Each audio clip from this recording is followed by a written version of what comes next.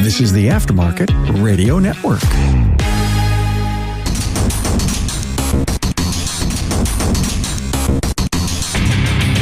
Welcome everyone to yet another episode of Diagnosing the Aftermarket A to Z.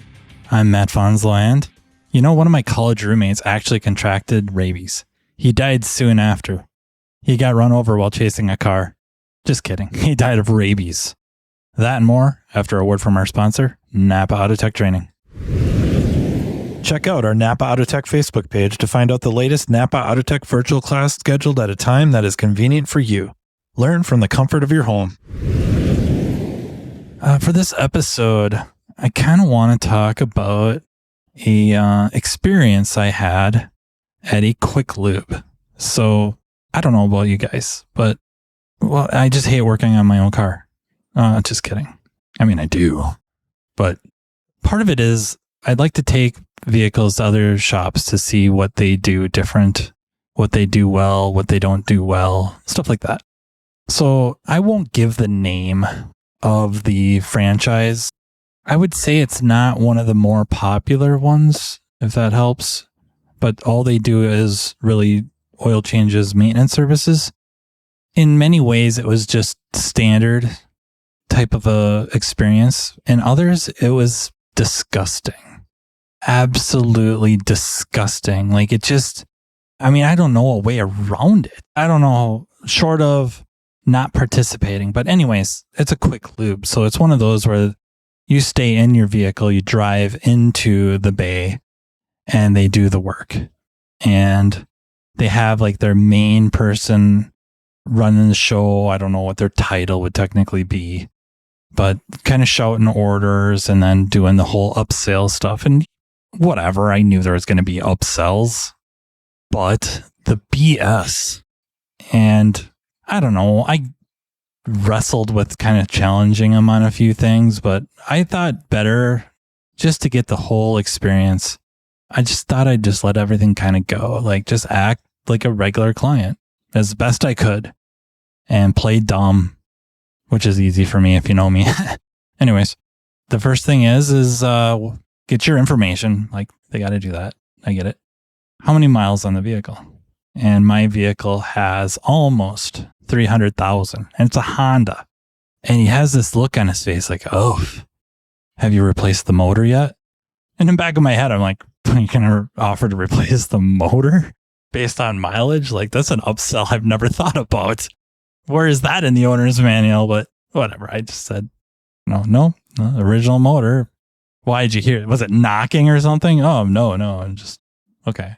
Want to sell me the high mileage oil because it's got whatever additive in it that just makes it perform better and, softens the seals and better lubrication for bearings. And it's going to increase my fuel economy. And I asked him like what percentage it's going to go up. And I don't know if they ever get asked that. He didn't really know. He just knew it would be better. And then I asked if it would be enough to offset the amount of money I'm going to pay extra for the oil with this special additive. And if it's got more additives in it, isn't that less oil? So then doesn't that give worse oil, lubrication? And no, he said lubricates better and the fuel economy would go up, although he couldn't tell me, if it would be enough to offset the cost. But premium synthetic, which I think was Mobile One, they did not have any of. So I went with the next tier, the advanced. I think it was the advanced tier, not the premium or platinum. I don't recall it being the gold service, but anyways, I went with the second from the top.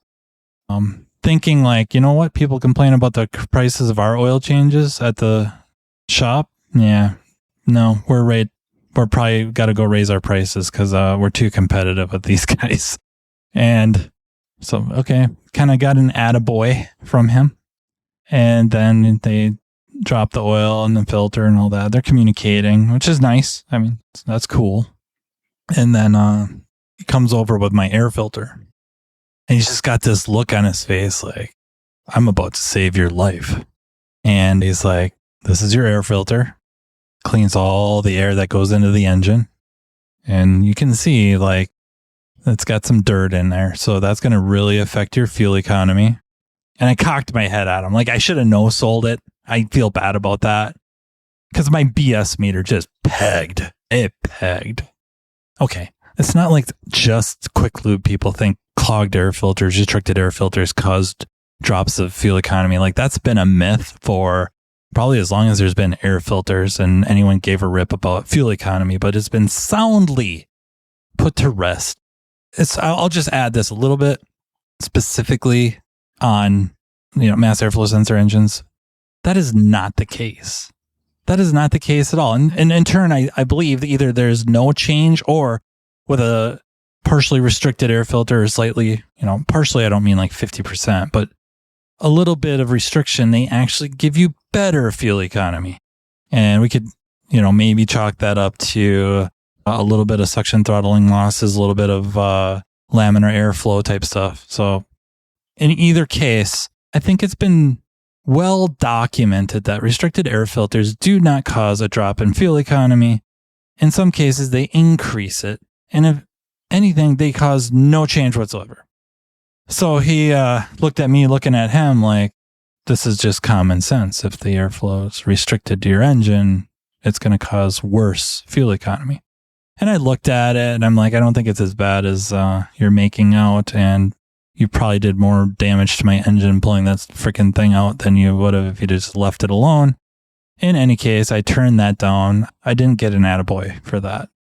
I didn't get a complete look of disgust, but I think kind of one of those head shake type things where like, what is this guy doing? Doesn't he care about his car? Doesn't he care about the environment? Something like that. Doesn't he care about my commission? Maybe that's more it. Puts it back in, asks permission to check the cabin air filter. Said, yeah, go right ahead. Well, I have my son with me, 10-year-old son, and he has long hair. He likes to wear his hair long, and if you've ever seen him or met him, or seen pictures of him, he's got luxurious hair.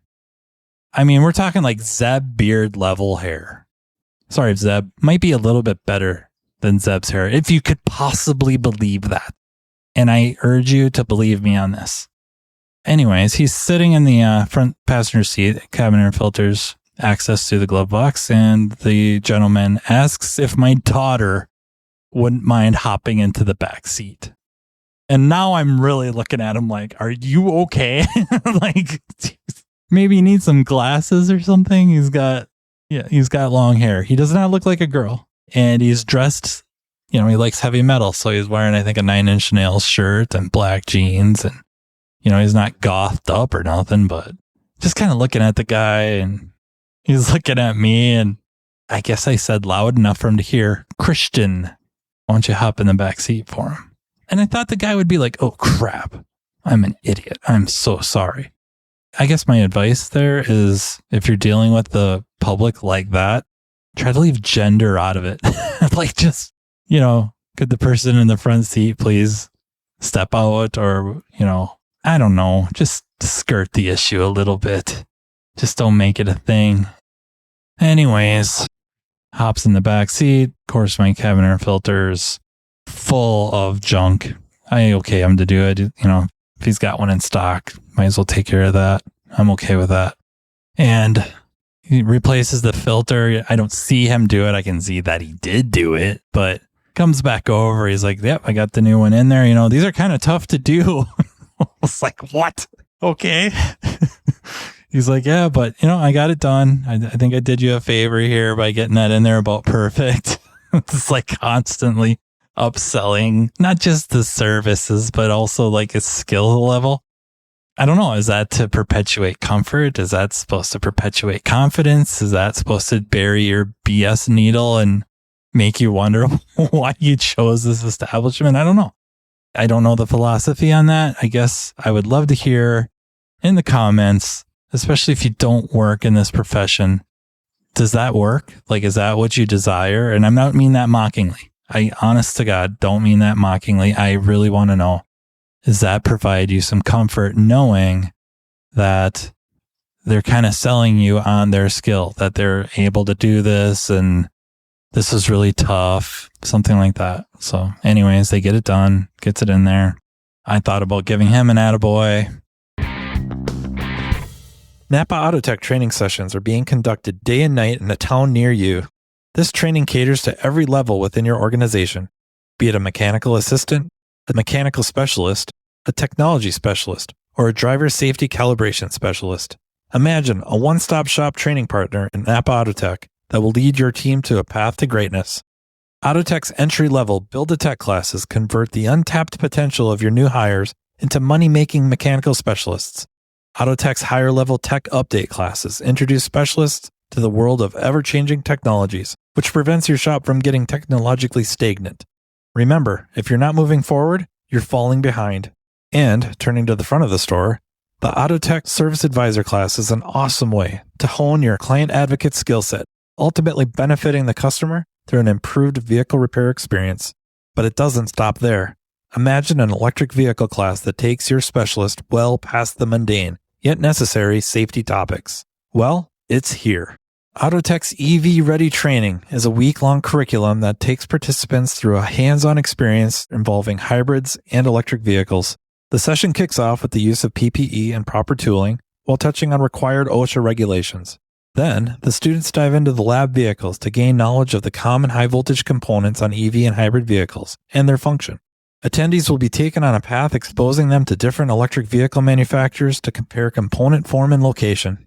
Additionally, information about Level 1 and Level 2 charging systems will be included, along with a quick look at DC to DC charging. The operation and maintenance of subsystems are explored, including the different modes of Tesla operations, and so much more. So what are you waiting for? Commit to taking your business to the next level with NAPA Autotech training. Looking through the services, checking the Carfax, and my Carfax doesn't show that the coolant has ever been flushed. Well, okay, I know it has been exchanged before. He asks if it's ever been done before. I said, almost certainly. How long ago? I said, I'm sure a couple years ago. Kind of did the grimace thing, like, ooh, should be done every year. I'm like, are you sure every year? Well, okay, maybe not. Depends on how far you drive. I'm like, okay. He's like, if you don't mind me asking about how much did that cost you? I'm like, I don't know. I suppose a couple $100. And then, my God, his eyes popped out of his head. $200.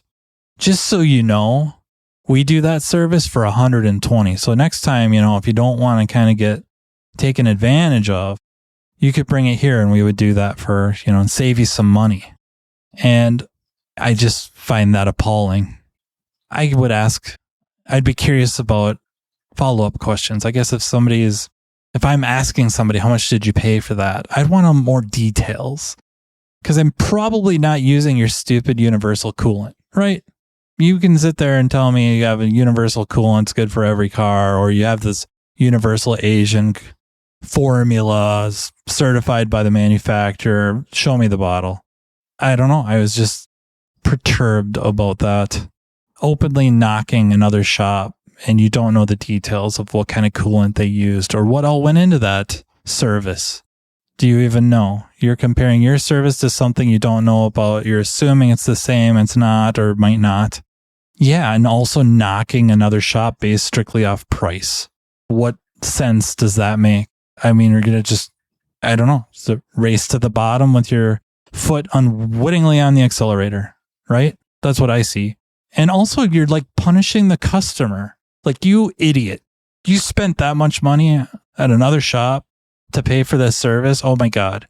This shop does everything else on my vehicle. You're not doing the brakes on my vehicle. You're not going to do serpentine belts or timing chains or any other service I need. Why would you knock that shop? Now I'm going to lose trust in them. What was my alternative now? What if the shop's good? I don't know. Short-sighted and ridiculous. Yeah, so now I'm a little annoyed, but I do a pretty good job of no selling it. I thought so. I thought I did a really good job of no selling that, and then told me about topping off all the fluids for me, and really just had to add washer fluid. Didn't see any leaks underneath, stuff like that. I think that's standard and very welcome.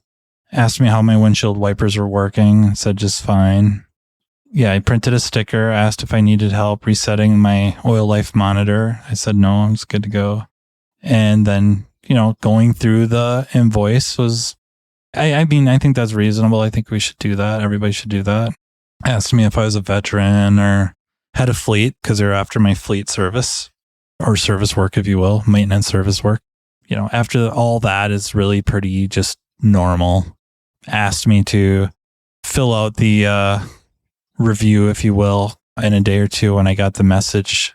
And I said I was definitely going to fill out the review and I got my sticker. And yeah, I guess we're on our way.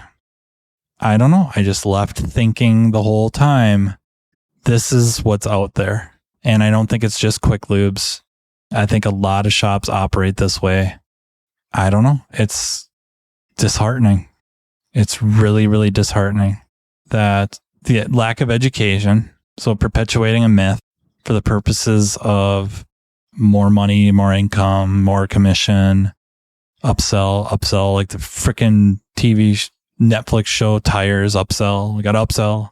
It isn't inherently wrong because if you're not making enough money on your loss leader, which you can't, right? It's a loss leader. The only way to profit is to upsell. So why not be very honest about that? Not trying to help me out by charging me so little for this easy maintenance service, only to now, in many cases, lie to score, parts sales, service sales, stuff like that. And then just running down other repair shops. It doesn't make sense. It's a bad long-term strategy. And is this a lack of training, or are they trained this way? Is this how they're educated? Like brought up through the ranks? Do they go to corporate training, online training, whatever, to learn how to interact with the public? Because they are very much interacting with the public, right? They're the service advisor, the service tech, all in one, working somewhat in the open, right? Very observable. In some cases, you could be shooting the breeze with them while they're working on your vehicle. They did ask us to stay on our vehicle, but anyways, you know what I mean? So yeah, I guess my take is, I don't know. I don't want to play that game. I think that's the biggest way to deal with them. They're not direct competition. Like I'm not going to have an issue with them, competing for the same clients we are. It's just not a thing.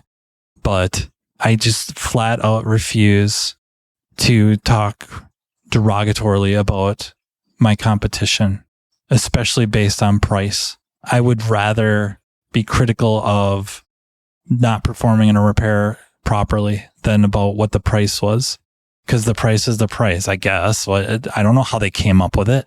If they have their building and land and all that paid for and their overhead is inherently lower than mine and they can afford to still profit what they need at a lower price, well, I mean, gosh darn it, good for them. That's really up to them. But man, if they're going to do shoddy work or incomplete work, not do the whole job the way it should be done, quote unquote should, I suppose, but really if we refer, to the manual RTFM, then I would rather be critical of that and not like derogatory, just, I guess, leading with curiosity. I guess give them a benefit of the doubt too, a little bit of the benefit of the doubt. So yeah, I'm curious if you guys do this, if you bring your vehicles elsewhere, or if you've had to, you've been on vacation, vehicle broke down, what choice do you have? You end up taking it to a shop. What are your observations? How did you feel being on the other side of the counter? How were you treated? Were you not wearing your t-shirts that made it very, very apparent that you do this for a living? Or were you quick to point out that you're a full-time service tech or mechanical specialist or a technical specialist of some sort, ASE certified? Or do you go in and kind of no-sell it, act like a regular client and just see what happens? And I'm curious how many of you have done that or when it's happened. What were your experiences? So yeah, you want to leave comments, shoot me an email at mattfonzelpodcast@gmail.com or fire me a message, Facebook Messenger, something like that. I would really get a kick out of that. And before I cut out of here, I'd like to thank our sponsor, NAPA Autotech Training. I would like to thank the Aftermarket Radio Network for dealing with me. Not an easy task. And then also urge you to check out the other shows on the Aftermarket Radio Network. We have Business by the Numbers with Hunt Demarest. It may seem very shop owner, manager targeted, and I suppose it is, but there's so much good info on there. It's very much worth our time to listen to it as mechanical specialists or technical specialists. And you have the Weekly Blitz with Chris Cotton, the Auto Repair Marketing Podcast with Brian and Kim Walker. And then last and definitely least, you have Speak Up with Craig O'Neill. That's right, Craig O'Neill, the brother of Sean O'Neill. Okay, maybe I like it. I listen to it. I like Craig. Don't tell him though. He's a good guy. He's just rucking the best. I'm telling you, man. Rucking the best. So with that, I will leave you on that great disappointment. And until next time, take care. You've been listening to Matt Fonslow, diagnosing the aftermarket A to Z on the Aftermarket Radio Network. Follow Matt on your favorite listening app. He's very interested in what you have to say. Let him know what you'd like him to cover and come on the show. Matt is all for advancing the aftermarket. Find Matt Fonslow on social media and connect or on aftermarketradionetwork.com.